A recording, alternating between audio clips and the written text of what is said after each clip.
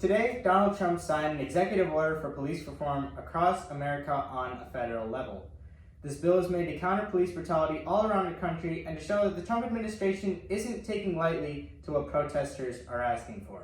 Today, we're going to see what this bill is actually saying and what I think that this bill is going to do in the overall policing system in America.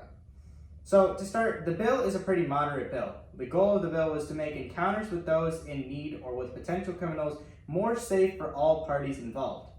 The Trump administration called for de-escalation tactics to be used when possible, which is something that protesters have actually been calling on for decades. De-escalation tactics are basically the opposite of police being quick to use a taser or their guns in situations where it gets intense. Rather, they will try to converse with the suspect and try to calm the situation down, making the overall encounter less intense for both the officer and the suspect. The Trump administration also called for more social workers to be used in situations where their expertise is needed. The reason for this is, in many cases, police officers simply aren't trained well enough to handle the situation that's presented to them.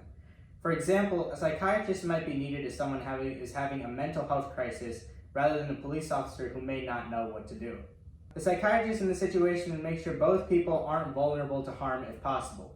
Now, a big issue is that police officers usually only have 860 hours of training. 860 hours is not nearly enough to cover all points of human contact. So this is why it's very important that social officers work in every department across the country. Now, the second part of the bill, which is arguably more important than the first, is a nationwide database cataloging all police misconduct for every officer. Now, hearing this for me was shocking, but not for the reason that you might think. Many people were surprised to hear that this type of system wasn't already in place. You would think that with an overall funding of $100 billion, the police system would have a way of cataloging all injustices by police officers across the country. However, after doing a little more research, I found that a lot of police stations still have paper records of misconduct claims. They would rather have paper boxes at the back of their building than actually digitalize the forms and make sure that they get to the proper channels.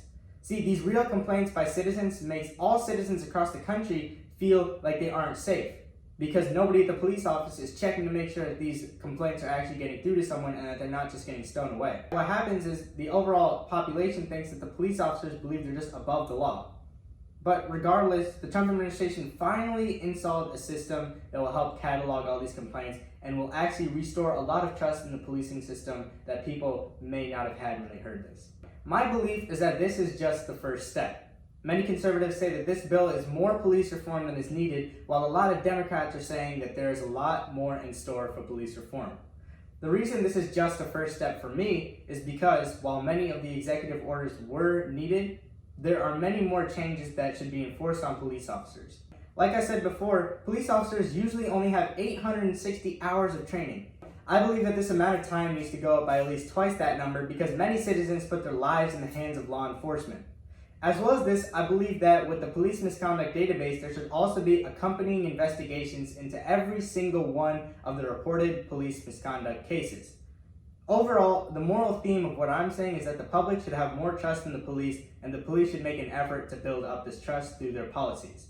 In recent years, we've seen police officers commit more crimes than we could ever expect them to. And in the aftermath of many of these cases, police officers were protected by their unions, and they were basically just let off the hook. For these heinous acts, the overall public has shifted from respecting the police to simply accepting their superiority.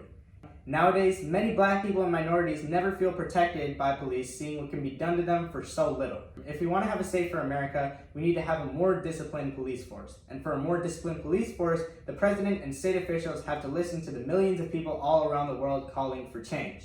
But really take a look at this debate. Both sides are arguing with each other over very basic and needed change. This topic has become yet another debate that will be talked about less and less until another person is the victim of police brutality. The only way we, as a country, can get better from here is if all people put politics aside and take morality as the judging principle in this debate. As you can see today, I didn't make it a Democrat-Republican debate. I simply made it a debate about morals. Until we can do this, America will never see the change we need. And if we need change, we need to come together. My name is Abhinav Kumar. Thank you for watching.